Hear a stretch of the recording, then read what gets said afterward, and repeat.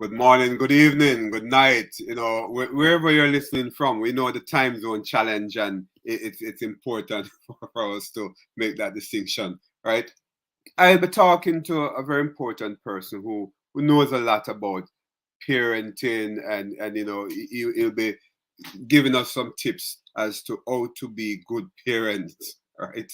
It's important that we understand that these children need good parents so that they can be better leaders. They can be better parents too.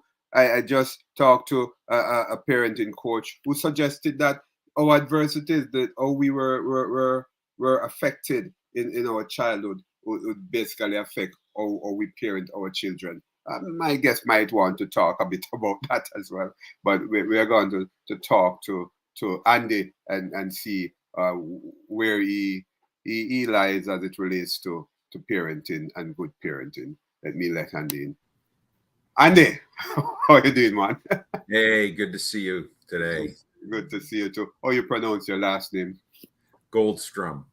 I figure Goldstrom. Right, nice name. I love it. Andy, who are you? Who is Andy Goldstrom? I'm a flawed individual. All right, I like that. Yeah. I'm somebody who came into parent coaching not because I think it was something I was meant to do. And I was a business person, a successful entrepreneur. I owned some companies. I sold some companies. I consulted with companies. Mhm. And but my daughter ran into some mental health challenges, real anxiety and depression when she was a teenager. And it put a lot of stress on my family unit, including my marriage. Yeah, and we're going to talk about that, and I won't miss that. Yeah. And we were smart enough to get my daughter help, but we also needed to get ourselves help.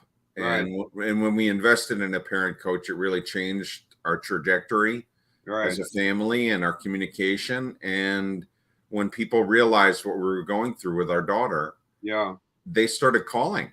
They said, "Hey, we're having some trouble too. What are you doing?" Or Look, I know somebody else is having trouble. Hold that, because I'm going into that after this question. I'd love to hear that. Look, your childhood. Let me talk a bit about your childhood before I go back into that. Yeah, my childhood made me who I am today. I grew up in a middle class family outside of Connecticut, and but my parents divorced when I was 12, and it was really hard on me because there was a lot of blame and shame. There wasn't a lot of there was financial pressures and issues that I got stuck in between. And it forced, and there wasn't a lot of Andy and his younger sister need to be thought about. They were really just trying to make do themselves in this world as parents and as co-parents, having been separated and then divorced. And it shaped me because I didn't have parents I could rely on in the same way as a traditional family, financially or with emotional support or other kinds of support I would get, or even things as simple as, if I'm having girl trouble, who do I talk, who do I confide in? Or if I want to, or want to learn how to fix something in the, on my car, I just didn't have that kind of support system. So I became independent and started working when I was 12 years old and have never stopped working. And I became, I managed through the adversity and all the rest. And what it did was it kind of made me it changed me in the way that I didn't want to, I always wanted to have financial independence and not be stuck and subject to somebody else's holding a wallet in front of me. And I also, it was a time that I experienced some rejection. So I really have always been the kind of person who kind of goes out of my way to try and help people, go the extra mile. and it's helped me in with my relationships and in business and in general. I'm not the smartest guy. I'm not the best looking guy. I'm not the slickest sales guy, but I do what I say I'm going to do, and I'm a trustworthy person. And so my childhood was very much affected by that. It was not, I was not the spoiled kid by any stretch. Right. Yeah. Andy, it's very interesting though. I talked with someone just before you, and he had a very bad childhood as well. And I was saying to him that most of my guests, and I've had over 100 guests, perhaps up close to 200, and they have had bad childhood, perhaps 90%. And you didn't hear me, and I didn't know about your childhood, and now you came up with a childhood that full of adversities.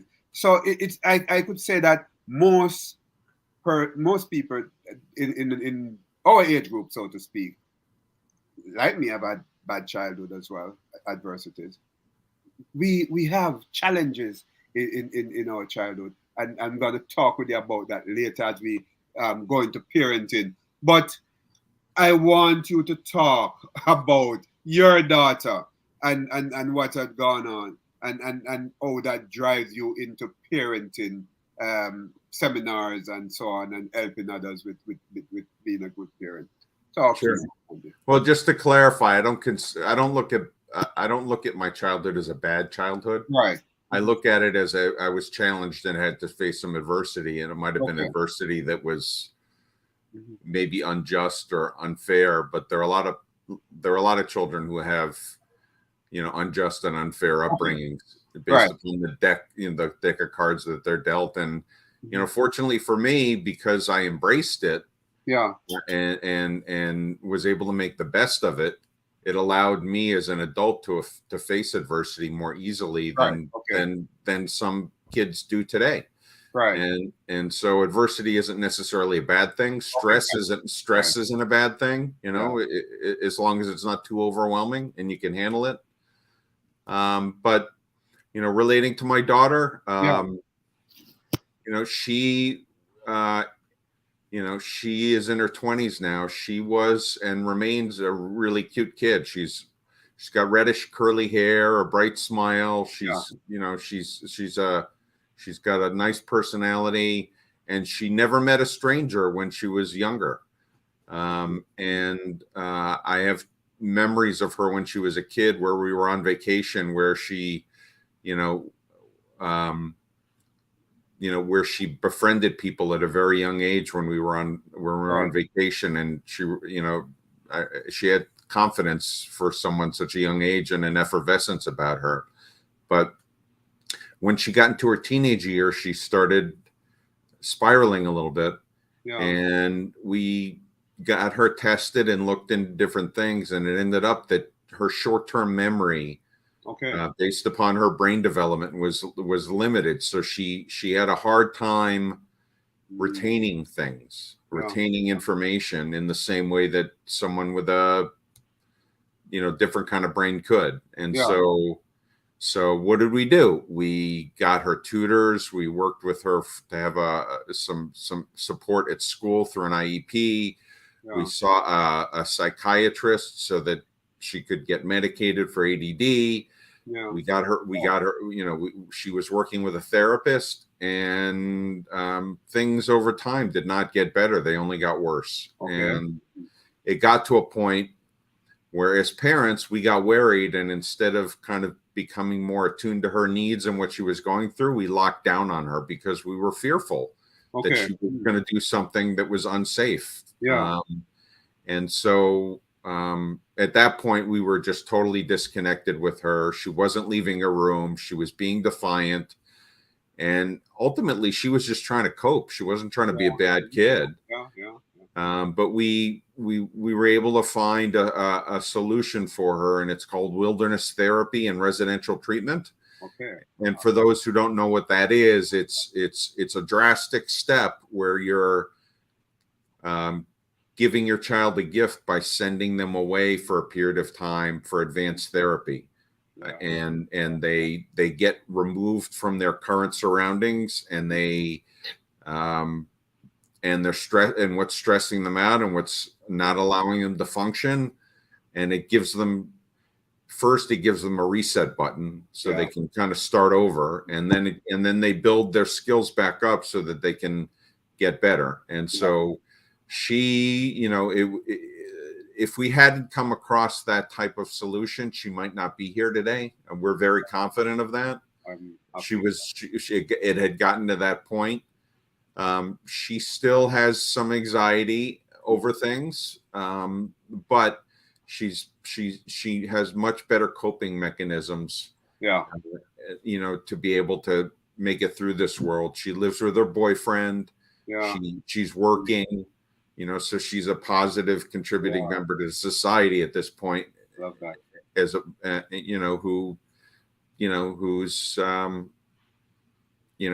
whose brain, just from a retention standpoint, she needs to do other things to make sure that she doesn't forget. She's got different tools and approaches so that she can remember stuff better. Yeah, and that's good, because they talk about the sensor memory, the short-term memory, and the long-term memory. Usually repetition would help you to get things into the long-term memory, but she was having a challenge. I'm in psychology, so I understand the concept. And you know how important that is, though, because now she's doing well, and she's contributing to society well, and I'm proud of you, the parents as well, who put out an effort, committed to the cause, and ensure that she does well. And you were saying before that this had helped you to have an authority as it relates to parenting, and because of some of the things that you have done. But what makes you, beside that, a good parenting coach? What would you say would have made you, hey, an expert on this? Yeah, well, great question. I have a very good answer, because I'm there are four things that make me really good as a parenting coach. One is I have a kid who's gone through adversity and gone through and struggled. So I'm not just somebody who's who came into this field of work just because I like helping people. I actually can empathize and really understand the pain and the struggle that parents are going through.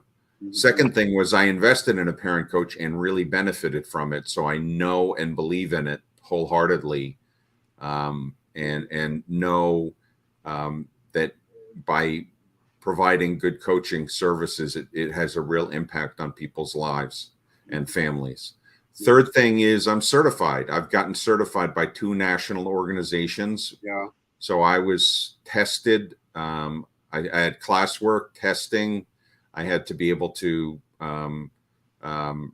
practice with my peers and with also real clients in order to get certified and pass an exam. It's associated with the International Coaching Federation, so it's a robust certification. So I learned how to apply the business skills that I had working with people into that area. And then the last one, frankly, is I'm a guy. So there are a lot of females in this business, and they're all really good. But a big problem in this business is that the male partner or the male spouse can't be vulnerable, or doesn't want to engage, or doesn't want to pay for it. And that's sometimes problematic, because if parents aren't aligned together, even if they don't think and operate the same way, but if they can't communicate and aren't aligned together, the children are smarter than we give them credit for, and they pick up on that, and then they get confused or use it to their advantage. And so being a guy allows me to not only connect with female parents, but male parents alike. Yeah. And that is important. But as you say that, I'd like to ask you this very important question that would be a framework into what we will be talking about eventually. What is parenting? parenting is the most important job there is. It's more important than any other job that you'll have, in your career or doing any other thing. Yet there's no real training or manual for it. Yeah. And parents, kind of fall into it, and they parent based upon the way they were brought up and the way they see the world. So a lot of parents that I work with, they were brought up in a strict household, and they were brought or they were brought up not being allowed to do certain things, and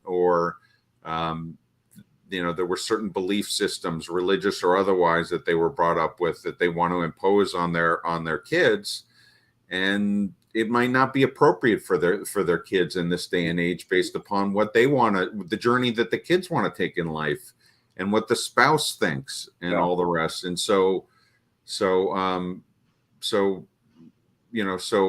parenting is really about, good parenting, at least, is about finding a way for your children to find their own path to independence and happiness. And it's not telling them what to do. It's not rescuing them so that they can't figure stuff out themselves. It's really about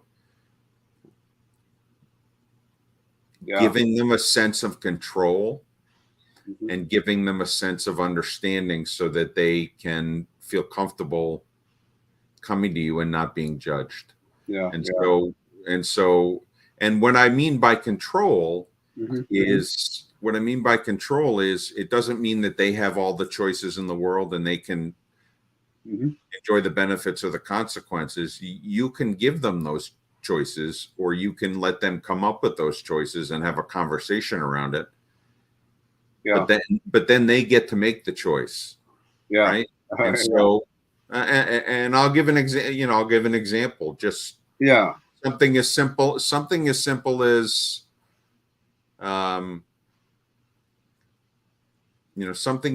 as you want to have a talk with your child, right? And your child is on the phone with a friend, or playing a game, or doing homework, or doing something, but they're involved in their own thing, right? And the parent has a real agenda that they want to talk with their kid about something, about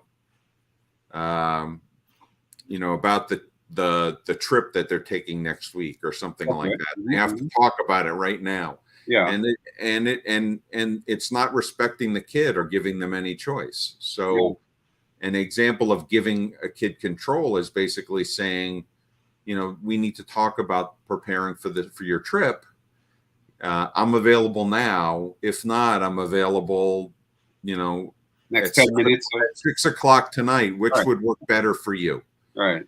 And you're respecting them and giving them choice, but they're not avoiding the situation and being able to talk about whatever you need to talk to. So you're giving them control, even though you still have the control. You're empowering them, even though you still have the power. And then understanding is just being curious. Instead of saying, picking your kid up and saying, "How was your day at school?" which is a closed-ended question, and they say good or bad, or or whatever. You're more curious, and maybe ask them, I'm really interested in hearing how your day at school went. Would you mind sharing with me? And if they say no, then you don't, it's okay. But if they say yes and they feel comfortable about it, then you basically say, well, when you got that grade on your test, that was a really good grade, rather than just responding and saying great job, it's more about, you must have really made a great effort for that. I saw how hard you were studying. You must feel really proud. Right. And it's a very different outcome where you're having a conversation, and when you're engaging and you're connecting, as opposed to almost saying what you're supposed to say, in almost transactionally. And so the parents I work with have run into communication trouble with their kids. their kids are facing the world that's coming out of COVID, that has social media issues, that has people comparing themselves online. They don't have the same sense of connection. They don't have the same sense of understanding. They're not even as safe as they used to be. You know, I don't know about you, but when I grew up, I could wander on the streets and whatever I wanted and just come home for dinner. You know, just be home by the time it was dark. Kids don't have that now. No. And so, you know, being able to provide them the opportunity to experience some adversity, but enjoy the benefits of their success and create their own path with their own desires is, you know, is the right way to parent. And parents who come to me, like I was saying, have struggled with that in one way, shape, or form, and I provide them some approaches and a way of parent coaching that enables them to do that. And because I'm a coach, I actually, rather than just diagnosing something like a therapist, I actually create a plan and put it in place for them to test it and work through it with their kids, and then make adjustments along the way so that it'll stick. And over a period of a few weeks, they see major improvements. Yeah, you know, and I'm a professional and a parent. How do I balance this my life as a professional and parenting, successful parenting? Can it be done? 100%. Yeah. Well, I mean, one of the challenges, you know, there are a couple of challenges in this generation. In our generation, families were more centralized. You know, you had generations of families that lived together, but because of transportation and air conditioning and just societal norms, families are spread out. So there isn't as much family centered activity. And then there are a lot of dual income families, so both parents are working.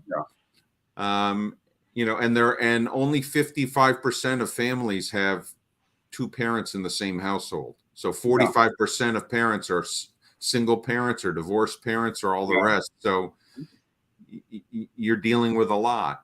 But you know, the reason it becomes hard for parents is because they're taking on the burden of the happiness of their child. They're carrying all the weight of having to have their child be successful in the way that they want them to be successful, and they're rescuing them or weighing in or making, you know, and not allowing them to be appropriately independent for their age. And so, you know, one of the things that's important is to be proactive and set appropriate rules and boundaries with your kids. And what that means is if there's certain things that are important to the parents in the best interest of their children, such as, you know, and it could be anything, it could, you know, but usually it falls into getting your homework done, keeping your room clean, certain time frames that they can, you know, be on social media, all the rest. If you create those boundaries and appropriate consequences, and the children know in advance, and when they adhere to it, they get rewarded, and when they violate it, the parents follow through on the consequence. Then the children actually feel safer because they know their boundaries, they know their swim lane, they know what they need to do.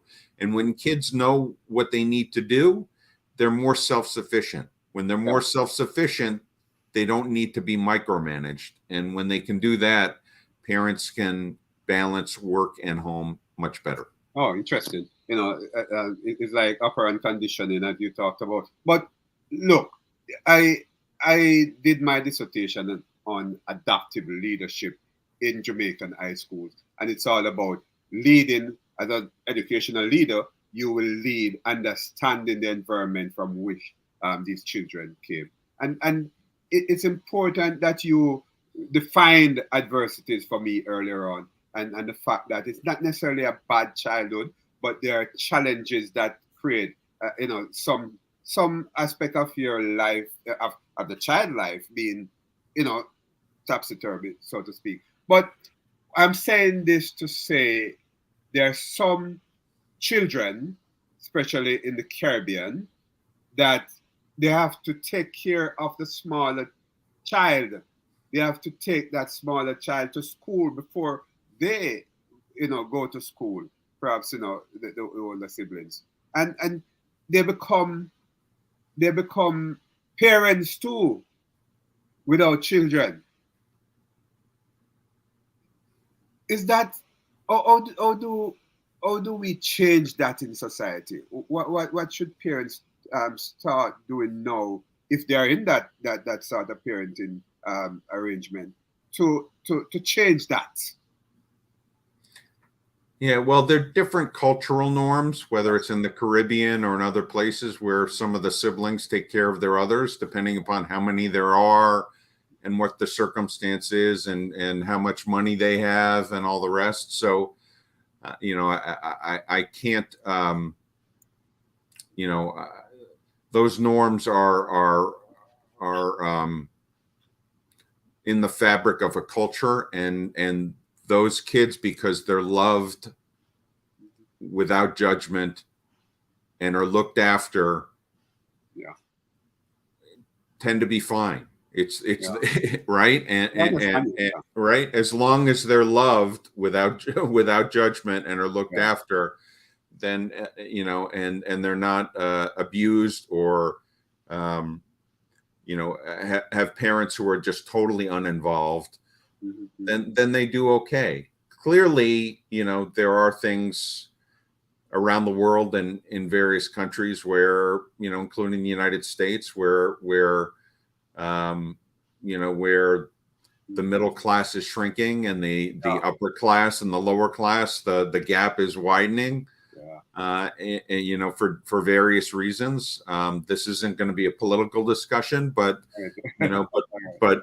when it's harder for some families who weren't given the same opportunities as some other families to get ahead, it does make it harder, and they don't have, and some of those families don't have access to the same opportunities and services and other things. I was very fortunate in that, because I was a business entrepreneur who had sold a company, giving the gift of, I call it giving the gift of sending my daughter away for 13 months. It was really expensive. Oh, and insurance doesn't cover much of it. And so what did we do when we were in a crisis? We were like, what do we do to keep our kid alive, and what solution can we find that will work? And then when we found that, we're like, okay, now how do we pay for it? Right. So I guess that's, I hope that answered your question. Oh yeah, it does. Because you talk about the cultural context of the thing and so on, and different shoes, size fit different people. Basically, yeah. So you did answer the question, but your recommendation as it relates to this parenting, where the 24/7 social media influence, and I'm not sure if we had alluded to it, but parents are on the social media, children are there as well, and it's this 24 hours thing.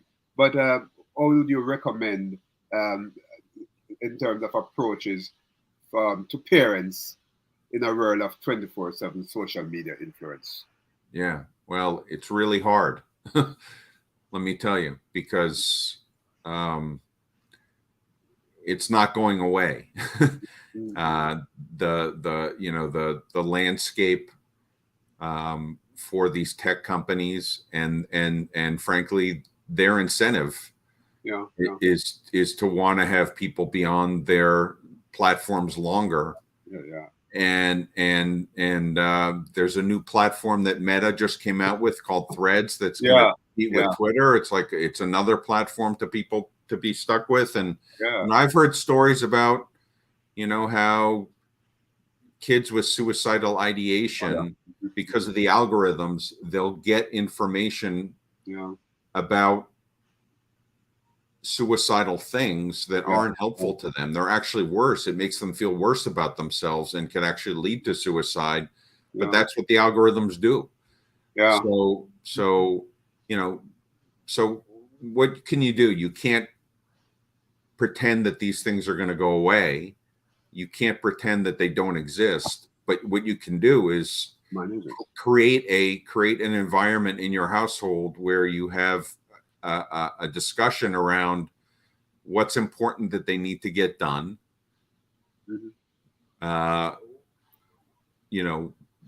Homework, cleaning up their room, getting up on time, taking out the trash, doing whatever it is that's appropriate for them to do. Yeah. And then what's an appropriate amount of social media engagement. Yeah. And if you get the kid to agree rather than just chastising them and making them feel bad about themselves and taking their phone away because all of a sudden you think that they've done it for too long. Yeah. At least they know what they need to do. The other thing that's important is there are a lot of predators out there. There are people who will come after your kids because kids are vulnerable online, and having a discussion with your kids about when something feels uncomfortable. Yeah. It's okay to walk away or to ask for help rather than feeling sucked in or like you can't get out. And so the kids who are probably the most the most astute and the most careful still might run into somebody online who isn't looking out after your kid's best interest by any stretch of the imagination. And to me, it's like driving a car. I could be the best driver out there, right, but I could have a problem based upon other people who are out there who aren't driving as safely. To what extent do we know our children? I'm pushing that at you. I didn't know mine. I mean, if my daughter basically says, you didn't really understand what I was going through. I had short-term memory issues. I was really struggling. You cared about me being successful and me being safe. You didn't care about how I was handling my circumstance. And so, the best parents are the ones who, instead of having their own agenda about how to parent and what they want to see in their kids, it's actually spending time with your kids and being curious and putting yourself in their shoes so that you do get a chance to understand them.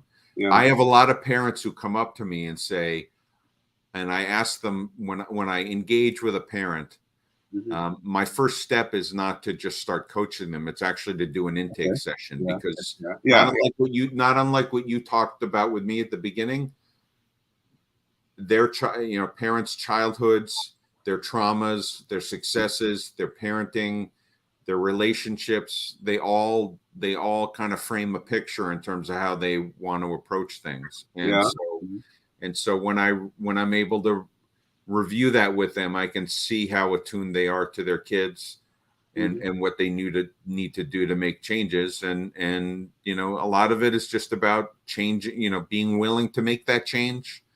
And try it and then be consistent with it so that it can work. Andy, there are different types of parenting styles that have been deposited in psychology. The authoritarian parenting style, set the rules and you must get it done, hey. And the authoritative, all right, let us set the rules together, we are going to enforce it, and not as rough as the authoritarian. The permissive, saying, hey, you set the rules and I don't even want to enforce the rules. Just do your thing, right? So the child and the parents, friends. Why I'm saying this to you, because there are two parents, usually, be it that they live together or not, but they're the co-parenting concept as well. Yeah. But you have one parent might be authoritative, one might be permissive.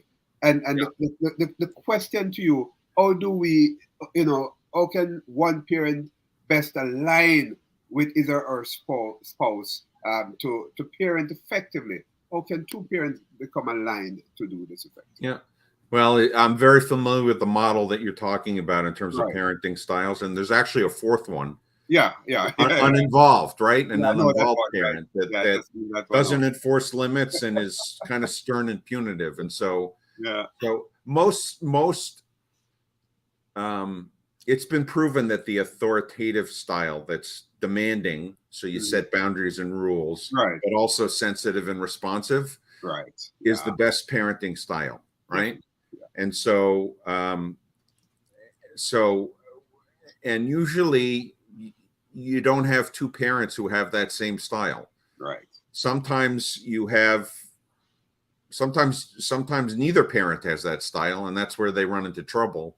Yeah. Sometimes you have one and the other one isn't, is in one of the other categories. Uh-huh. Studies have shown that the authoritative parenting style is best, Mhm. uh, and for kids to be most be able to find their best path to happiness and independence, it's at least having one of the parents be in that authoritative bucket. So, and what that means is if you have the other parent in the other bucket, it's being proactive in terms of your conversations and how you approach things. So you Yeah. pick your fights, you pick Yeah. your boundaries or your rules that are important, Mhm. and you talk about it in advance with your spouse, Mhm. and you make an agreement on how you're going to approach it with your kids, and you show a unified front. Yeah.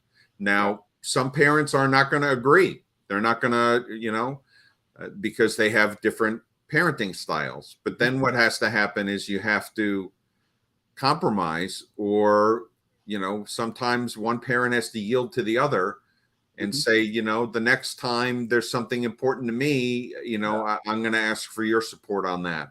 And when the parents have a united front, even if they don't have the same parenting styles necessarily and are different people, it works. Yeah. Yeah. And just so you know, I mean, I was the authoritarian parent because Okay. of the way I was brought up. I was the get her done kind of guy. You know, you're experiencing some adversity. I'm witnessing my kids experiencing some adversity, and I'm like, Mhm. that's okay. That's not so bad. And they were like, at times they were like, this is a little too much for me. I can't handle it the way you might have been able to when you were a kid, right? And I didn't Yeah. really understand it. And my wife was the permissive one. She was the one who Really. felt like she always wanted to be a mom. She always wanted to be liked. She rescued the kids more than Mhm. and so and one of the things that was really good for us in our family was that I was successful in business. Right. Okay. But that meant we had some material things and Mhm. financial comfort, Yeah. but I wasn't always around. My wife was the parent at home. Oh. So if I was traveling overseas or working long hours and I would come home and I would see that my kids were being rescued, I didn't react that well. Yeah. Yeah. Yeah. And that was as much my fault as it was anybody else's. Mhm. Mhm. So that's, so in essence, I said before, how can you balance, you Yeah. know, professional and personal life? It's Mhm. it's getting on that same page so that you can implement together. But Andy, if the mother, you had alluded to that, it's permissive. Okay, it's okay. We don't have to have much rules. I'm your friend and so on. And the father is between authoritarian and authoritative, if there's such a position. But how do you now suggest that parents with those two different parenting style, you talk about getting together and deal with it before you attack a situation, but having seen it happening and and you're really having those different parenting style, how do you get one parent to lean on the better side? Can you do that Well, I for the sake yeah, of the the children? short answer is yes, Yeah. and the reason that some parents have trouble aligning Right. is because they're not really connected as partners, husband and Right. wife. Okay. Fine. Because if you're connected as a husband and wife or two partners, you're willing to compromise and do things for each other. Right. And so one of the things I ask parents, or if it's a co-parenting situation where they have other boyfriends or girlfriends or have been remarried, I always ask them, what do you do with your partner that allows you to be connected more with your partner? Do you go, do you schedule time together? Do you enjoy each other's company, or is it always, whenever we're always working hard and managing the kids, and when we're together, all we do is talk about the kids? Well, then how are you ever gonna work together as partners and parents if you don't have any time together where you can connect as human beings? So my wife and I like to play different kinds of games. One of our favorites is cribbage. I don't know if you're familiar with the game cribbage, but it's a card game where you peg with different card combinations. And my wife and I I learned it as a kid. My wife and I have been playing it since we've been married for 30 years. We've been playing it forever. Right. And it doesn't have to be some kind of big trip or big meal. We'll just take out the cribbage board and spend some time together, enjoying each other's company, doing something. Definitely. Right. As opposed to just being on your phone, sitting next to each other or watching a show and not talking. It's actually connecting. And then when we have an issue, we have a bond, and we can work through it better because we have that connection. And so you need to have that foundation first. And parents, a lot of parents don't. There's just too much coming at them. So you are saying that connection, between parents, right, will help you to parent better, right? Because you'll be able to talk things through because of that bonding that you have as parents. Yeah, I mean, you've heard everybody's heard this, but it's so true. Is when you're on a plane and the plane has an issue, and the masks come out with the oxygen, you're supposed to put them on your face first. Right. Yeah. Right? There's a reason for that. Self-care. Getting enough exercise, getting enough sleep, having the right diet, having the right connections in your own life. There's so many couples that spend so much time and so much effort during their parenting years and trying to build their careers that they have nothing left when their kids grow up. Yeah. Right? But you talk about kids growing. However, with a young couple, right, just got married, and a baby came. I do that because it will be challenging. Because no, there are sleepless nights. We talk about getting enough sleep, self-care, sleepless nights. Parents are perhaps professionals and just have the babysitter, nanny during the day, a part of the night. Talk to me about that. Oh, that couple. Well, it's interesting because my younger sister just became a grandmother this year, and she's got her son and her daughter-in-law both wanted to have a child, but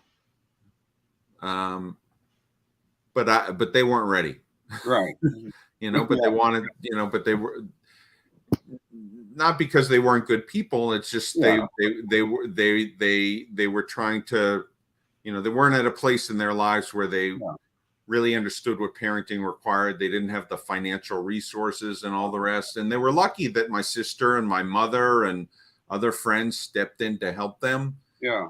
But, there are periods in your life where not everything's going to be balanced. You're not going to be able to get enough sleep. You're not going to be able to spend enough time with your family. You're not going to be able to do enough things for your wife. Somebody in your family is going to get sick, and it distracts you from doing the other things. So you do your best, and the fundamentals are the fundamentals. And when you have a child, when you have a child, you do what you can as you make your way through. But the important part is to know that a couple things. One is your child's brain doesn't fully develop 100%. It's until they're 25 years old. Right. Behaviors can still be malleable after that, I But the know. interesting thing that people, and a lot of people know that, but the thing that people don't know is there's a big stepping point, because at 3 years old, your brain is 80% formed. And at Mhm. 5 years old, your brain is 90% formed. So, Right. so by the time you're between 5 and 25, it's an extra 10%, Right. which means the opportunity for you to be a positive influence on your kid, be engaging and understanding, and not be impatient because you're too tired, or because they're making too much noise, or not putting their games away when they're young. Yeah. That all can have a negative impact that can cascade through their teenage years and into their adulthood. So Right. starting off on the right foot, Mhm. given what you have, is important. And if you're lucky enough to, if and um, I think that's why single parents struggle quite a Yeah. bit, is because they don't have enough help, and they're trying to make ends meet at the same time, and they're Right. trying to be a loving parent, and they don't have the resources or the abilities to do it all the time, as well as those that have family around them, or can have a nurse, or can do all the other things that they need Yeah. to do. Boundaries. You talk about that, setting boundaries, right? But it may be difficult to do that because of the peer pressure that some children face. Take for instance, there are children, especially adolescents, who the peer pressure, the influence of the peer pressure thing, right? They would want to perhaps watch the TV until 1 o'clock in the morning because a friend talk about this show that comes on. So hey, even if you try to set the boundary and say, hey, TV must be off at 10, there's going to be a challenge there. Yeah. How do parents instill, well, sorry, not instill, but basically put their foot down and say, hey, this is it, and how do Yeah. we discipline as it relates to that? I mean, the thing that we've touched on it a little bit, but a Yeah, lot of what people talk about is the what, meaning what boundaries do I set? yeah, What do I need to impart on my child? And really, the nuance in it that really makes it work is the how. okay, So really what's important is how it's communicated. yeah, And literally, there's no doubt there's peer pressure for a lot of things, yeah, and not just a TV show, but yeah, definitely, sex and drugs, and yeah, mm, and alcohol, and staying out late and doing other things, and yeah, younger kids take risks. But yeah, but it's really simple. The rules in your house and the boundaries that are agreed in your house yeah, are the ones that you're going to enforce. yeah, And the earlier that is made clear, that's what's important. I think one of the biggest things, frankly, earlier on, is, when should my kid get a phone? oh yeah, And if you look at, like, the Facebook groups of parents, and parents who talk to me, they mhm, say, when should my kid get a phone? And I tell them, it's not about when you should get a phone, it's how you should implement the boundaries around that phone and get agreement oh, around that okay, phone that's important. And you don't want to be the first, you don't want to be the last, but when it comes to getting a phone, I'm not the one to tell you whether it should be 10 or 12 or 14 or 16 or whatever it is. mhm, It's how can you implement that so that you can enforce boundaries around it, because there is a value in, there's safety in having a phone, there's value in having a phone, there's entertainment in having a phone, there's a lot of goodness in having the phone, but yeah, it's also a distraction, and can be a problem as well. And so yeah, it's setting that up. I work with co-parenting situations mhm, where the parent that I'm engaged with basically says, my ex-partner or my ex-spouse has a mhm, different set of rules yeah, than I do in my house. What do I do? I'm trying to get my ex to do what I think is right. And I'm like, that's never going to work, ever. Because if they listen to you, and you listen to them, you might still be together, number one, and you're not. And the second thing is, um, you know, what's important is the rules in your house. These are the rules. Yeah. And what I've suggested to parents is, when you have a discussion with your kid, you basically say, these are the boundaries and the rules in our house for you to be here. Yeah. And we expect you to comply, or what the benefits or the consequences are. We've spoken about it, so it's not a surprise. Your other parent has some different rules in their house. That's up to them. When there's something that's really important that needs to be coordinated between the two of us or impacts you, I'm gonna look out for you in your best interest always. Not my best interest, but your best interest. But just recognize that if your other parent lets you stay up an hour later, that's their choice. Our choice is our rule is different, and that doesn't make us better parents or worse parents. It's just the way it is. But you see, I have another question, but the last question. But let me ask this. Look, there's this framework, this managerial framework. I think it's Lewin that speaks about unfreeze, change, then freeze, right? And this thing you have said it about different style of parenting, different boundaries that have been set, or looseness that has been the child is accustomed to. And when the child comes into your environment, you have to know sort of change management, change that child behavior, not necessarily attitude, right? And therefore, my question to you now, how do you unfreeze that behavior, change it to what you think is best, and then ensure that you solidify, freeze your your approach, your desired behavior?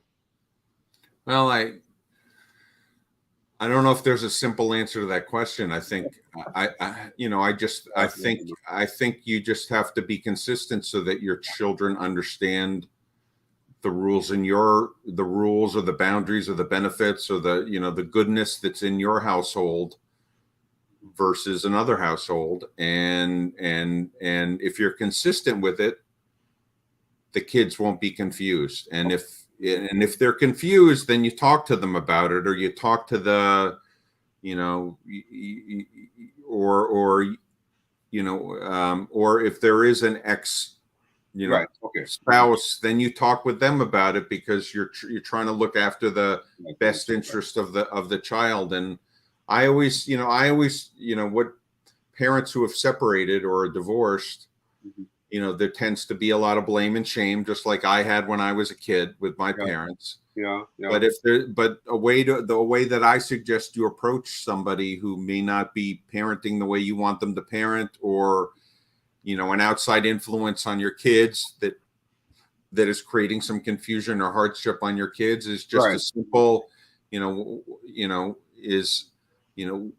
when you do this with my son, it makes me frustrated. Okay. Yeah. Because when he comes back to my house, he's confused. So so I'd appreciate it if you would do this instead. So the I statement. Okay. Right, an I statement. So you're not pointing fingers, you're not blaming them. You're just saying, when something happens, how it makes you feel, and what your request is for a change that'll hopefully be in the best interest of your kid. Right. I love that. The I statement is a way to deal with situations. Yeah, I statements are always good. You can't debate somebody who uses an I statement, because I know, right? I know their feelings, right? I know. Hey, Andy, the final question to you. Parenting coach, parent coaching. You are a parent coach. How can it really help parents? Is it? I mean, if I ask you this, you're going to say yes. I mean, you're a parenting coach, but is it really working? And how can it help me? How can it help the parent beside me? The parent we'll meet tomorrow. Well, the answer is absolutely. I mean, I'm a big believer in it, as I've mentioned before, because it helped me a lot. But I also have helped dozens and dozens of parents. And the reason I like doing this, as opposed to trying to be a business executive again, is because of the impact it has. And if you go onto my website, parentsjourneycoaching.com, canyouth.net, you can see, I have virtually a perfect Google review. The case studies, I keep things confidential, but the types of successes I've had because of my background and the things that I bring to the table are really impactful. And so if parents want, I'm not talking about the kid, the parent of the kid who won't eat his broccoli. This is a kid who, may be really defiant and really struggling, not listening to the parents, not pushing back on people at elders or teachers at school, maybe into have an addiction issue or a learning issue where the parent really doesn't know where to turn and really needs some help because they're really struggling. And so it works. And I have a framework that I've put together. It's called a 4A framework. It's unique to me. And it's been, the framework is called 4A because it's about assessing, addressing, acting, and adjusting. Hey, you will see, those of you who are watching Canyouth Exploration, your topic of the podcast, you will see where I actually have some of the reviews that Andy has been getting, and those listening on their favorite podcast platform, I know you cannot see it. I'll just ask Andy to read 2 of them. Andy, you can read that one. Can you see that one? Yeah, it says, working with Andy has been wonderful. He helped my mother, brothers, and I begin to rebuild our relationships. Highly recommend Andy for family coaching. All right. I remember that one specifically. Oh, you remember this one? Okay. It says, Andy is great. He helped me clearly and effectively communicate and set boundaries with my young adult son. I see major improvements in my son's life and my relationship with him. I highly recommend Andy. So that's pretty cool that you were able to pull these. And of course. I mean, I'm proud of them, but more proud of the progress that that people made to change their lives. And when somebody calls me up with a pain point and they have a need because they're struggling, I ask them, are they willing to be vulnerable? Are they willing to engage? Are they willing to make change? Because if they're not, I can't help them. Right? If they're willing to, if they see that a better future working with me, I can make things happen for them, and it's my honor.